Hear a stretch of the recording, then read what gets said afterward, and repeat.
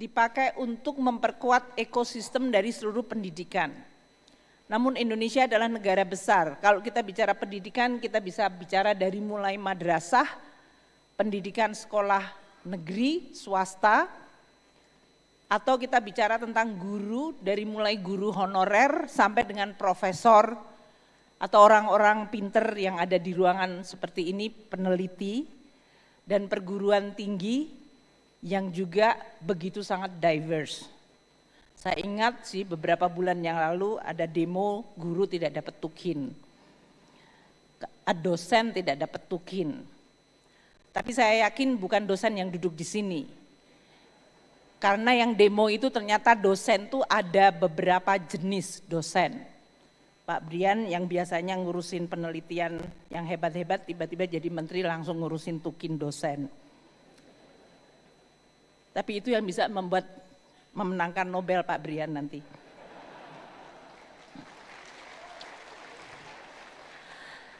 Tapi kita tahu bahwa intelektualitas dan kepandaian maupun kemampuan untuk meraih prestasi itu bukan masalah azas sama rata sama rasa. Begitu jadi dosen kemudian punya hak privilege untuk mendapatkan tunjangan. Dosen juga harus diukur kinerjanya. Dan inilah yang mungkin menjadi salah satu ujian bagi Indonesia. Are we rewarding the achievement atau are we going to distributing the money for the sake of just equality? Ini merupakan suatu desain insentif yang menurut saya teman-teman dari kelompok perguruan tinggi harus membahas dan mempertanyakan diri sendiri dan mungkin juga merekomendasi. What kind of incentive system yang harusnya kita establish untuk membuat anggaran pendidikan itu benar-benar menghasilkan hasil yang baik. Untuk hari ini, kami mengelola APBN untuk anggaran pendidikan berdasarkan ekosistem pendidikan. Klaster pertama adalah anggaran yang dialokasikan untuk benefitnya adalah para murid sampai dengan mahasiswa.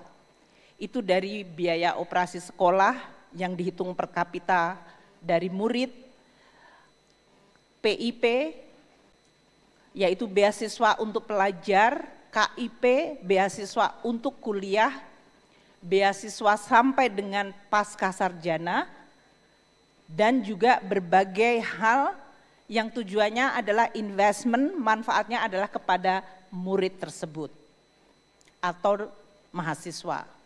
Bahkan dari PAUD sekarang sebelum usia 5 tahun. Ini menjadi penting di dalam investment human capital. Klaster kedua adalah untuk guru dan dosen. Dan itu belanjanya dari mulai gaji sampai dengan tunjangan kinerja tadi. Banyak di media sosial saya selalu mengatakan, oh menjadi dosen atau menjadi guru tidak dihargai karena gajinya nggak besar. Ini juga salah satu tantangan bagi keuangan negara. Apakah semuanya harus keuangan negara ataukah ada partisipasi dari masyarakat? Klaster ketiga di dalam ekosistem pendidikan atau belanja pendidikan adalah untuk sarana prasarana.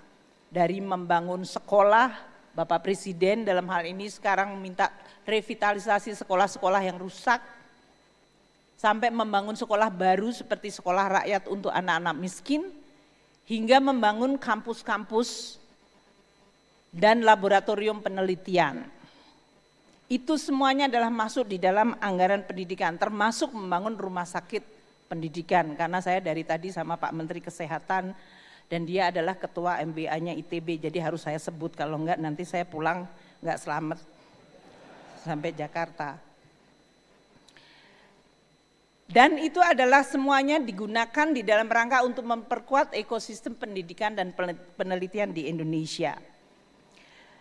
Tahun 2025 kami juga ingin melaporkan kepada para pemimpin intelektual peneliti dan seluruh pegiat di dalam sains dan teknologi bahwa negara Indonesia sekarang memiliki yang disebut dana abadi pendidikan mencapai 154,1 triliun rupiah. Saya termasuk yang memulai melahirkan dana pendidikan abadi ini tahun 2009 dengan 1 triliun rupiah.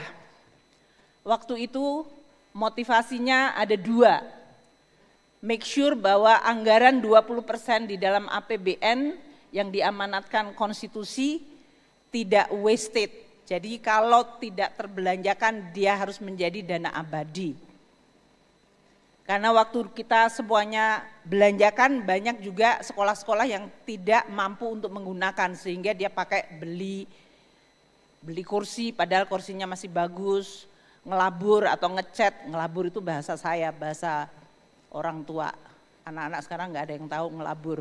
Ngecat sekolah, ganti pagar, padahal dia adalah karena dia nggak tahu bagaimana menghabiskan dana pendidikan. Maka motif pertama dulu adalah making sure bahwa dana pendidikan tidak goes wasted. Dibuatlah wadah yang disebut dana abadi. Tapi motif kedua adalah karena saya waktu jadi Menteri Keuangan di 2005, 2006 mulainya, itu saya merasa minder karena banyak orang Indonesia yang tidak mampu sekolah di the best university.